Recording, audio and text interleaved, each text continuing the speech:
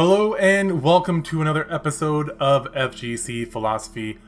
I'm your host, The Philosopher, and this is where we talk about topics and have guests on the show that help you level up inside and outside the virtual arena. Today, I'm flying solo. We're talking about a topic that is very important to me, very crucial, I think, to any walk of life that you work on. I think it's very relevant for fighting games and especially team games as well, but just relationships of any kind. That topic is, of course, communication. Such a crucial topic, and we'll get into that in just a second. Before we get into that, I want to mention patreon.com/philosopher. That is where you can go if you like the content, if you're interested in what I do and you want to help support me. You can go over there and donate as little as $1 a month, and that goes a long way. So if you guys do like my content or you're interested in what I'm doing and you want me to continue, consider supporting me over there. Anywho, communication. Why is this even important? Why am I talking about it? Well, in the FGC specifically, I see a lot of miscommunication. I see a lot of people who don't know how to properly communicate, who get confused when they say something and people react a kind of way, or some people say something and people react a kind of way and that reaction doesn't necessarily seem warranted. And on top of that, man, this topic helps people grow. It helps communities grow. It helps individuals grow. It helps teams grow. So I know that a lot of people overlook or don't know how to get better in this area, but I think that no matter where you are or what you're doing in life, communication is a very important area that you need to continually work on. Okay, so let's get on the same page. I got some words here. Definition, communication. Let's just get on the same page real quick so that we actually know what communicating is. The imparting of or exchanging of information or news. So it's not just telling somebody what you think. I know that seems like a part of it, but it's imparting information or news. So when you're communicating, you're trying to share information or news so that someone else can utilize that information properly. I think what we've turned it into nowadays is just sharing our thoughts and opinions, and we confuse that with communicating. This sucks. I love this.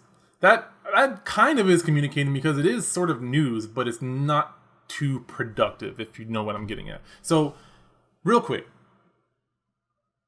I want to talk about some of the common things that I've seen in the FGC or just in general. I got a list here. I'm going to go over them. We're going to go dig into these topics and probably get into some other areas, but I got a few guidelines. I'm going to go over a few topics that I want to talk about that I think help with understanding some of these things. So first, it's kind of a two-parter. There's interpretations and there's assumptions. Assumptions. Not assumptions. I don't know what the hell that means. But definition, interpretation, the action of explaining or meaning something. I want, for this sake, to really think about it from more of an internal standpoint. A lot of times we interpret things that people say subconsciously or consciously, and we internalize that and we take it to mean a certain thing, and then when we interpret it, that leads to a emotional reaction. That emotional reaction usually leads to some form of communication or action. Communicating isn't action, but some sort of physical action or a verbal action.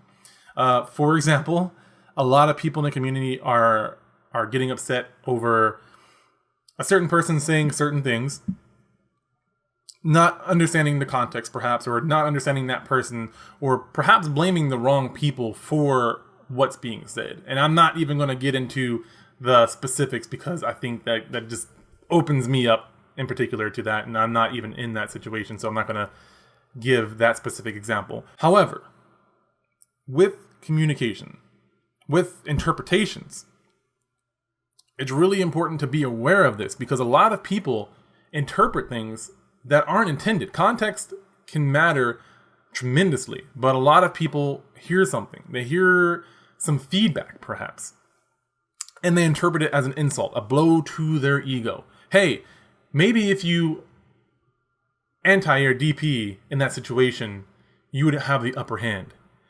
Or usually it sounds like you should DP more. That's kind of the feedback. But what sometimes they're saying is if you're doing your DP, if you're anti-airing these people consistently, then you're going to be a better player. Might not be said in that way, but usually what people hear is you're bad, you're not doing the right things.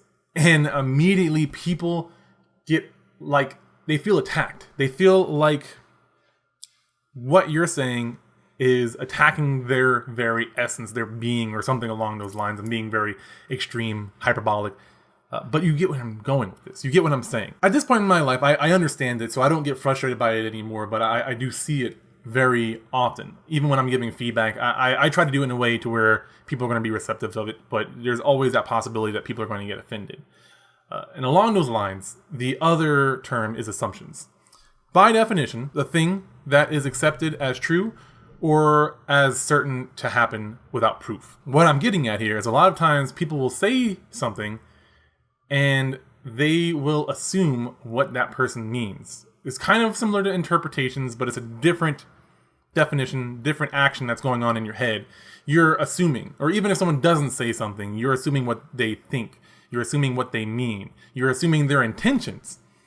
And that's where a lot of communication gets lost in the mix and becomes very toxic, as the term goes, in a lot of the gaming community, or just in general, the online community at this point, social media. It becomes very easy to assume what someone else is thinking. We see that all the time. We see it in politics. We see it in like corporations with businesses. And I see it a lot in the FGC. This person says something and you assume you know what they mean, or you assume you know what they're thinking. I'm saying you in the general sense. I'm saying it as the community, myself, anybody. Anytime that you're stating what someone else is thinking, that is an assumption, because you don't have proof. You cannot dive into their head and see what they're thinking. You on the same page here? These are forms of communication. There's a two-way road. Communication goes both ways. So you have to understand, you say something, it gets processed, and then there's feedback. And a lot of time, things get lost in that feedback area where you're ingesting the information, the news that someone else is giving you, and you're creating these assumptions and interpretations, and you're grinding it up in your head. And then after doing all of that, and you go through these emotional states, you're spitting back out. Now it's your turn to give feedback, and it could be an action, but usually it's words. A lot of it's on social media. I think it's a lot easier nowadays to do it on social media because there's no filters. You can just say what you want before you have a chance to really process it and think about the person on the receiving end of what you're saying or what you're doing. And these two topics alone, I could just go on forever, but I really want you to understand that perhaps you could pay a little bit more attention to when you're doing these things. When you say something, next time you have an emotional reaction to something, perhaps think about that. Maybe you're interpreting what they're saying. Maybe you're assuming their intentions. Just consider that a little bit. Another area that I think is really relevant is, and it's kind of relevant to the last two that I've mentioned, is becoming tilted or communicating while you're tilted. This is something I see all the time, and it takes a good bit of willpower to not communicate when you're tilted, but I see a lot of people doing this. And sometimes it's hard in an actual social environment to not communicate, but a lot of people are having these emotional states where they're mad and they're just saying whatever's on their mind. And that just leads to that whole toxic thing that I was just talking about. It leads to this cascade effect where now you're getting a lot of negativity fed back at you because you just put it out there. You were mad or you were sad and you said something, and a lot of times it's too late to take it back. You said it, you have to own it. That's kind of the machismo that a lot of people in the FGC have. They say something, they mean it, they're not taking it back. It's done. I don't care. And a lot of that has to do with the ego, in my opinion. A lot of people are just so focused on protecting their image, their self-image, or what other people see as them, and they just adhere to it. They commit.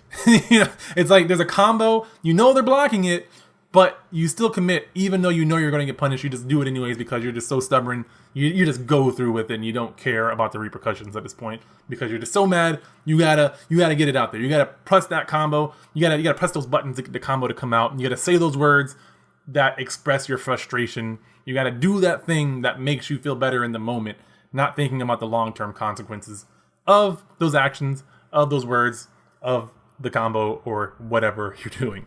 So that's one of the common things that I see a lot of people do in the FGC, in all walks of life, in relationships, with spouses, with friends, with teammates, with coworkers. I see that a lot.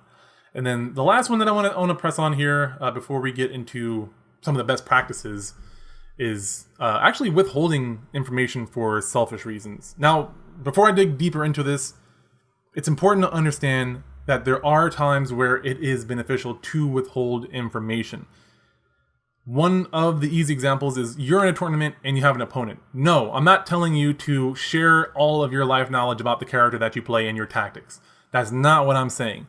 But what I am saying is people that complain about their FGC not growing, or complaining about the FGC being whack, or their locals being toxic, or whatever, a lot of people don't share their knowledge. Now, you have the big fish in a little pond. That's the easiest one to really pick on. You have the good players who stay good in their locals because they're not teaching their other teammates, their other people in their community how to get better, what to do, what to press, when to press it, from what distance. They're not sharing that information, and then they're going back and complaining about their FGC being weak or whack or free or whatever. I don't want to say it's your obligation, but I do want to say that if you're going to complain about something being whack or weak and you're a really great player, then maybe consider sharing that knowledge and helping other people get better. The selfish aspect of that is the more you help other people get better, the more opportunities you have to get better, rather than staying good in your area and then getting bopped in other cities. And that's what happens with a lot of players. They get frustrated because they can beat all the people in the local, but they can't beat people when they get to a real tournament. I say real as if, locals aren't real tournaments. They are real as well, but you get what I'm saying. The majors, the bigger tournaments, the monthlies, so on. There are times to withhold information, but there's definitely time to share information. And not even just talking about good players. I'm talking about people who have skill sets that can help a community grow.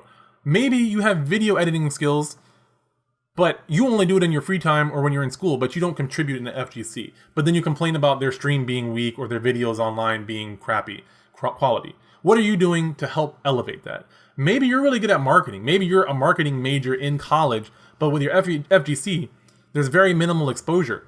Hop in there and share your marketing experience.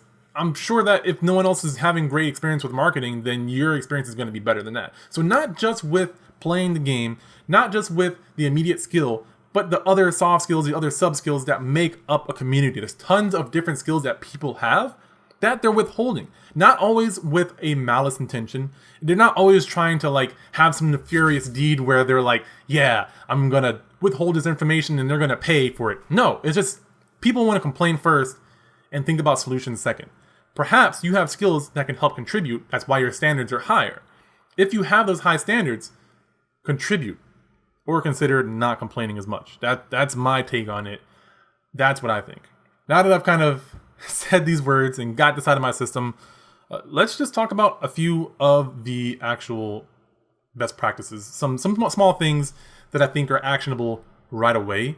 And I'll try to make it as understandable as possible because these are a lot of things that I've read in books or experienced or learned during my coaching classes when I was going to school at IPEC for coaching, for life coaching, for performance coaching. There's a ton of them, but I don't want to overwhelm you guys. So I just got four of these that I'm going to give to you right now. If you guys like this, then I can definitely make another video talking more deeply into this area. But I just figured this was on my mind.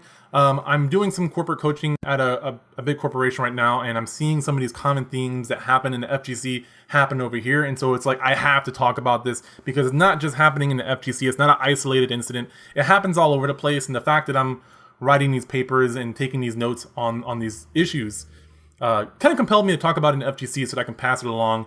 Maybe you guys can use these skills. Think about this. And it's not just about me being right. I'm not trying to be right. I'm not trying to tell you you're wrong. What I'm trying to do is share the knowledge that I have as best as possible as I can. So as I'm noticing things, I'm trying to articulate them. I'm trying to organize them into something understandable and into something actionable. I need your feedback. So that's where I'm going to ask for you guys to share your thoughts about what you think about what I'm talking about. With communication, have you noticed a lot of issues that are bringing down the FGC? Now, I'm not saying the FGC is crashing down. I'm just saying that if you're not elevating something, if you're not trying to help it grow, then it's stagnating. And stagnating, in my opinion, is just as bad as sinking, as getting worse. And I think the FGC is growing in some very, very beautiful ways. Don't get me wrong. But what I'm saying is it can always be better. And if you think it can be better and your first inclination is complain, perhaps it's more productive to contribute instead, however you can. Anywho, That said, share your thoughts down below, whatever they may be. So the first best practice that I want to talk about is called reframing or parroting. They're very similar, but a little bit different in theory. And the reason that I say this is because with assumptions and interpretations, a lot of that happens because there's not enough information given or received before making those assumptions or making those interpretations and then taking action. So reframing is the act of taking what you heard and saying it back in your own words. The reason you want to do that is because you want the other person to make sure to understand that you heard them correctly and you're receiving that information correctly. So maybe someone says, hey, when someone jumps at you, you need a DP. What you received is, you played this game terribly, you're a bad player. You say back to them, are you calling me a bad player? And at this point, obviously it's on the other person. That's why I'm sharing this so multiple people can have this mindset. The other person has the option to say, yeah, you're terrible, and continue to contribute in the tilting of this person that just got insulted, or feels insulted, I should say. Or you can say, no, I'm not saying you're a bad player. I'm just saying you can be better if you do it in this situation. This can lead to a whole nother branching conversation rather than just insulting their ego. You're saying, you can be better, here's how. The logical, in my brain, the next logical path is saying, well, I'm not good at DPing during those kind of situations. This leads to a whole productive conversation. Really, really high level, real quick, real general is, okay, you're not good at DPing. What's the issue? Let's find that issue. Let's pinpoint that. Oh, well, you don't know the shortcuts for DPing while buffering a normal button. You're not doing that. You're not doing this. I'm noticing all these things. And you get to the actual issue because you reframed and you do this back and forth. Both parties do this. You're reframing what you're hearing to make sure that you're hearing it, you're receiving that information correctly. That leads to a more productive conversation rather than just something that's very shallow surface. You're going deeper. You're trying to understand the actual important things rather than just focusing on the ego of, oh, I'm a bad player, I feel insulted, or oh, I'm a good player, yeah, I know I did really well. You're focused more on productivity, more on growth, and that feedback that you're giving or receiving is received in a way that is useful rather than being insulted or having your feelings hurt or feeling bad, feeling depressed because you're not as good as you'd like to be. I see so many people getting depressed or getting mad because someone's trying to help them. They just said it in a very non-productive way. So parroting is very much the same thing. It's just not even reframing. It's just saying back to the person to make sure that you heard it correctly. It's like a lower level version of reframing. It's almost just to make sure that you heard the person correctly. I would lean more on reframing rather than parroting. But if you're not good at summarizing what you heard and saying it back, one, I would say practice that. But two, you can start off with parroting like a bird to make sure that you know that the person is having that information received. So it's important to make sure that when you're receiving information that you're letting the other person know that you're receiving it in the right way. Most people aren't going to go to the trouble of confirming that. They're just going to assume, and that's just kind of how things are. But I think if you start to develop those skills on both sides, it becomes very productive. And I'm from my own clients, from working with corporations, from working with teams, from the jobs that I've had, I've seen this firsthand. I know it works. Anywho, next topic is validating. And this gets in the realm of, like, I guess the touchy-feely stuff, but it's useful. And I know, again, this is kind of a macho community in some ways, but I think there's a lot of people nowadays that are very much not trying to be the stereotypical alpha male, which honestly, if we're going to get into the term of alpha male, that means that you're supporting everyone around you. It's not just about being the strongest and being the best. The alpha male is the strongest because their responsibility is to take care of the rest of the pack, to take care of the rest of the people in their charge. My little soapbox, I'm gonna get back off of that and get back to the point, because a lot of people talk about that and it gets me a little heated. Anywho, validating. What is validating? Essentially, in the short version, is acknowledging that someone's feelings are valid, are reasonable. Okay, so someone's getting frustrated because they can't do a DP. You have a beginner player that you're trying to teach, and they're just getting pissed that they can't do this crouching medium punch into a shoryuken for whatever reason. That's what they're practicing. They can't do it. Eventually, you want to teach them how to do it properly if you can. But something that makes it more effective is just letting them know that their feelings are reasonable. I think we've been really good at this in the community. I think this is one of the things that a lot of people in the community do well. But I think that a lot of times it gets lost in translation online sometimes, or perhaps sometimes we participate too much in those feelings. Validating isn't so much about being in the feeling with them. It's letting them know that your feelings are reasonable. The way you're feeling right now is okay. And letting them know that without having to participate with them in that feeling. Not like, yeah, that character is a bullshit. That character is cheap. No, you don't want to validate the fact that their thought process is this character is cheap or that person plays cheap. You just want to validate that their feelings are okay without validating that their thought process is something that you agree to. Even if you do agree to it, what I'm saying is you want to just validate the feeling, not always the thought process. It's kind of a slippery slope. I don't know if that makes sense. Let me know if I can reiterate that a little bit better. The reason that you do that is because it kind of helps with them feeling okay with feeling that way. Like sometimes people do get frustrated that they even get tilted. People get tilted because they are tilted. I know that sounds crazy, but I'm sure a lot of you guys have experienced that. I know I have. Sometimes I tend to be more of a passive tilter. When I'm doing bad, I don't get mad at the opponent, I get mad at myself. And that anger quickly turns into sadness because I'm attacking myself. I'm not attacking anybody else. So I'm saying, oh, you're playing like an idiot. Why are you playing so bad? Well, I'm the person, I'm the victim and the victimizer. So the victim feels mad, the victimizer then feels sad as a result because I'm like, yeah, you're right. Damn, I am dumb.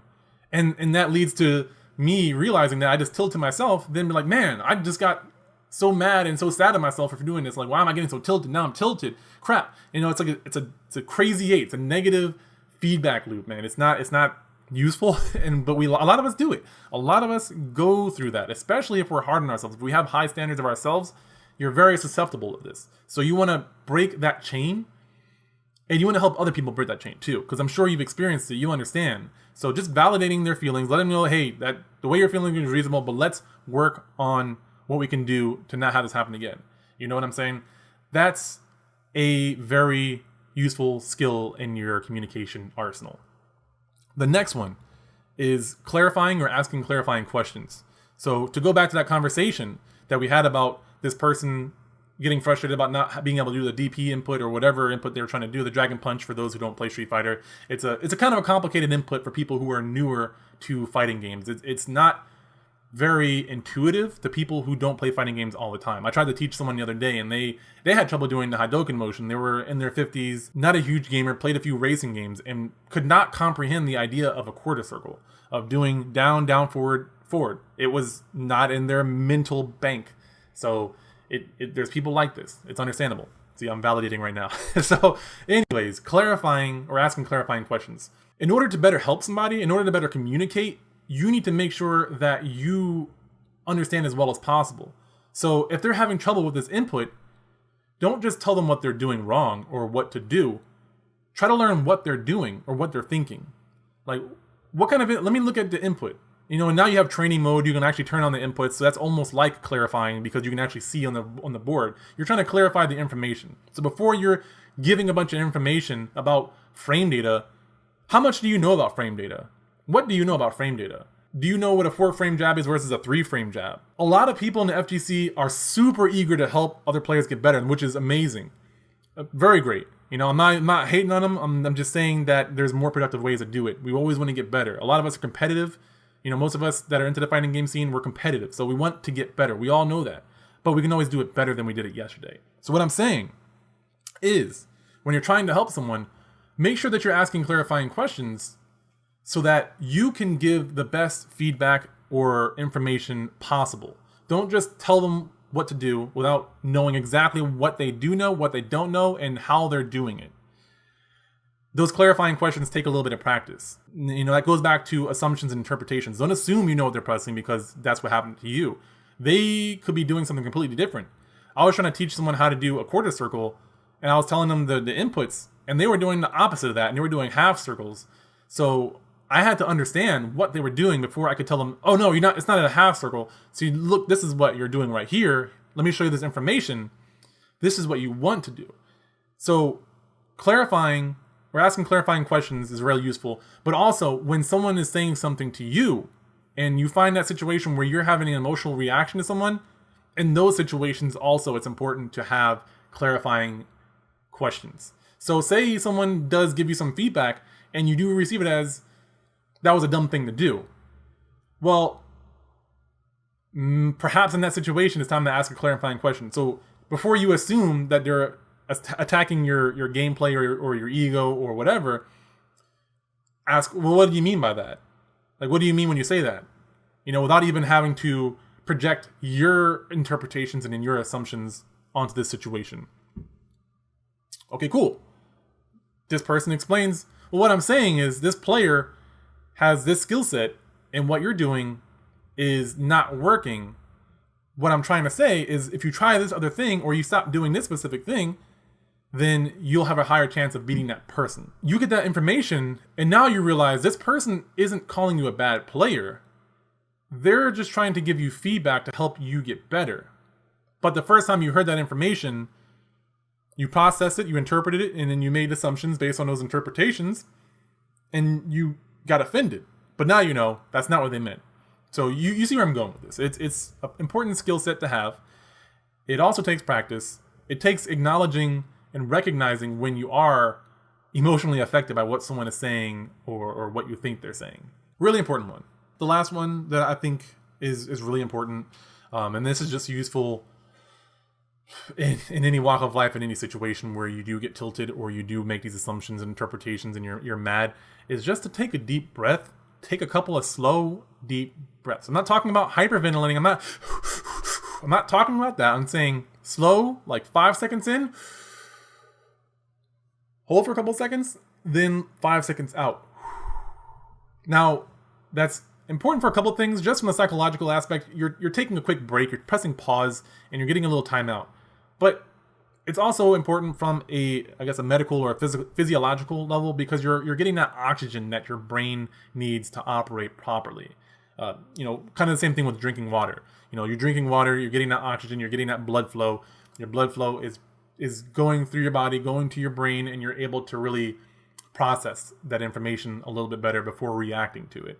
So if you find yourself getting affected by what someone is saying, you're interpreting it, you're getting mad, and you can feel, and you're aware enough to feel that emotion, and you're going to say something that is probably more intended to hurt that person more than actually intended to be productive, take that break. Process a little bit. Get some oxygen in those lungs. Think for a little bit. And then try reacting and see how things go. Again, real quick, communication is important in all walks of life. It's super useful for everything that we do. If you're interacting with human beings, then you're communicating. So why not do it to the best of your ability?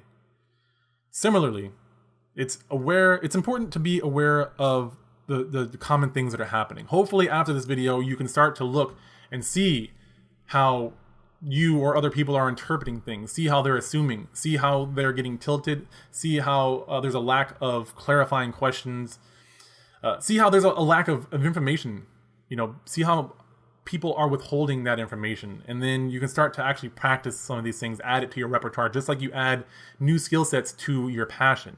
You're adding new combos, new meaty setups, new exercises to your routine, so to speak. And then you can start to reframe, say back what you're hearing from other people, start to validate those feelings, build those connections with people, clarify a little bit more, ask those clarifying questions, get deeper conversations, get into that theory fighting that's so satisfying to many of us. It's great. That's how you do it. That's how you theory fight. You're productive. You're not worrying about the negatives. You're focusing on the what ifs and what can I do's. And then lastly, take some deep breaths. Pause for a second. Be relaxed. Don't have to worry. You don't have to worry. Nobody has to worry. Do we have to worry? Is worrying a thing? Be happy? Hakuna Matata? Is that the saying? Right? Yeah. So hopefully you guys found this useful. I don't want to just talk at you. I want to talk with you. I want to have a conversation. So let me know what common things you guys do or see with communication that is not productive, and what best practices do you guys have in order to have a more productive conversation. Let me know in in the comments down below if you're watching this on YouTube. If you're watching this in podcast format, definitely leave a comment. Leave some reviews, of course. Either way, let me know what you think. Subscribe if you like this content. I've got tons and tons of content already out and more on the way. Personal development, fighting games, philosophy, growth. That's what this is all about. Helping you guys level up inside and outside the virtual arena. My name is A Philosopher. Thank you guys so much for tuning in, and I will see you all in the next one.